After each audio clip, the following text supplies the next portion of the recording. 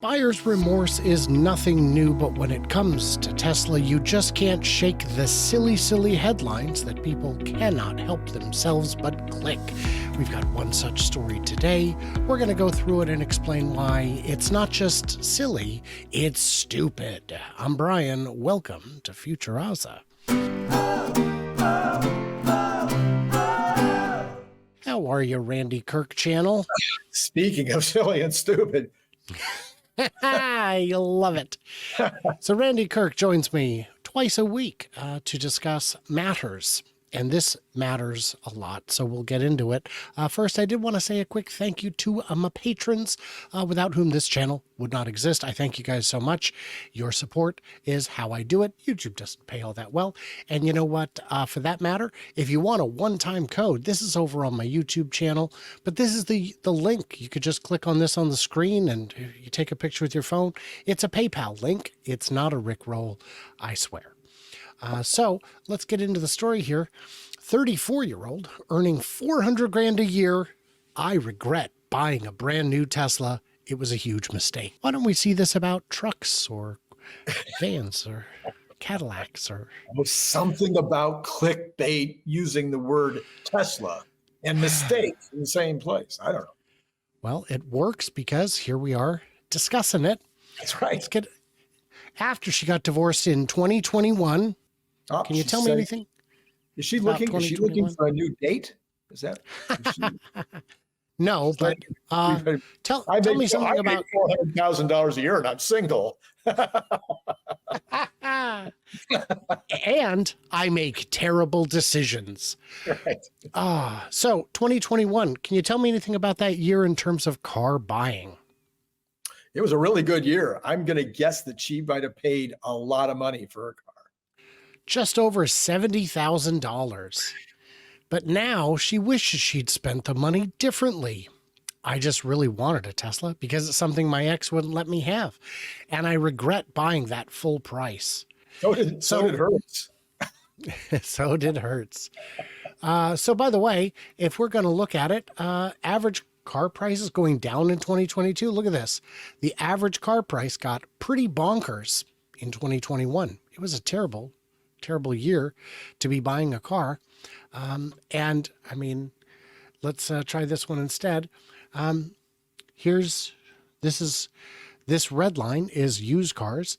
This is the new car line. You can see that in 2021, things got bonkers and only leveled out recently.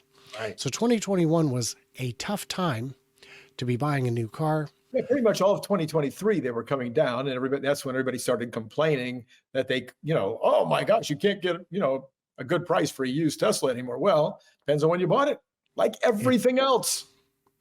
Absolutely. She currently makes $400,000 a year as the global head of product marketing at TikTok and has invested her way to an $843,000 net worth. But that number may have been higher if she didn't buy a new car. Maybe. Yeah. That's how numbers work. It wasn't necessarily. And depends on what she bought with that. If she'd taken that 70,000 and put it in Tesla, let's say in 2021, depends on what time of year. Yeah. You have to actually spend the money correctly. So it wasn't necessarily that she couldn't afford the car or the $1,000 a month she puts towards her loan. She was working for Meta at the time and earning over 200 grand. So quick math, $12,000 a year on the payment. That's 6% of her income at the time, 3% of her income now. If you're only spending 3% of your income on your car payment, you're probably okay. Especially if you're making that kind of money, yes. Even if you're making $1,000 a month, if you're paying $30 for your car payment, that's still a heck of a deal. But in retrospect, she says buying a shiny new car wasn't a very smart investment. So yeah, when is buying a car an investment? I thought buying a car was an expense. Yeah. When you're the global head of marketing for Tick to the Talk, I guess. She didn't say that she was the global head of accounting. Yeah. So let's look at this real quick. This is Tesla used price index. So if she'd bought a used car instead, this line shows where it's at. It is higher than average. Even in 2021, there are people who were paying 60 grand for a used Tesla. And I know someone who paid well over 50 for a Tesla with pretty high mileage at the time. And it was a Model 3 because that's just what cars cost. You couldn't get them. They were not available at any price. So let's get back to this little bit of genius here. Yeah, buying a new, I like the car, but I would have bought it used. Right. You'd still be underwater. That's right. You'd still be underwater. But you didn't want to buy a used car. You wanted to buy a new car. Or I would have thought about it a little more, because now that I'm paying for it and I look at my monthly statements more closely, $1,000 a month is a big deal. If I'd have put that into something else, I would have been making more money in terms of my investment return. Yeah, you could have put it in Nikola. That would have been good. Well, she might not have lost quite as much, but I think she would have lost probably all of it. Well, I mean, almost all of it. Right. Unfortunately, Lee had to learn the hard way what many money experts preach. Buying a new car is generally a bad financial decision. In fact, it might be the single worst financial decision millennials will make. So the reality is the worst financial decision millennials made was being born in the wrong generation, because they got the short end of a pre-shortened stick. I'm not even sure they got a stick. Cars are a depreciating asset. But the millennials are going to get the last laugh because the great wealth transfer is coming their way. It's not. What's happening is all these nest eggs that so many people have worked their whole lives to save up, and it can be millions, ends up going to healthcare. It all ends up being eaten up by end-of-life care. I can tell you of many examples of these grandmas and grandpas who are actually sending checks to their children and grandchildren with a warm hand rather than a cold, even not waiting until they pass. I would love to meet them.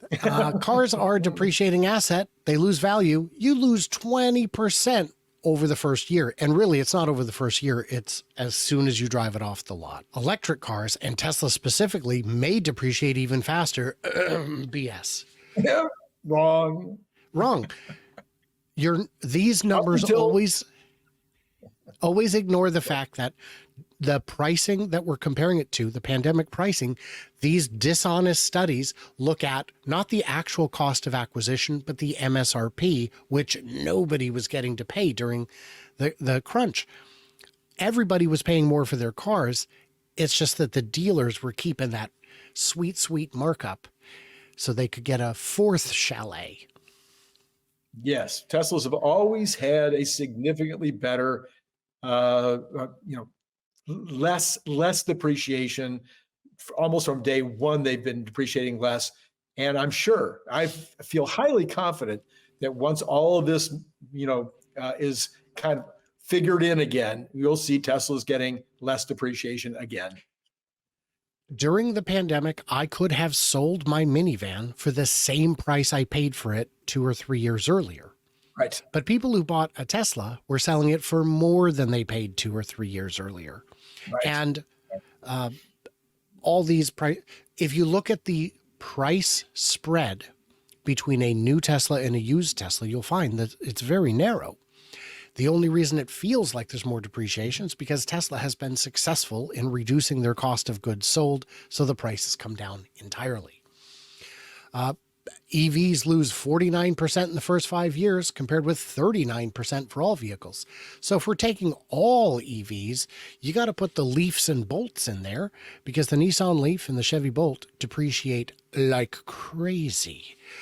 I mean, I'd say 49% is much too low for the depreciation I've seen secondhand Leafs and Bolts selling for.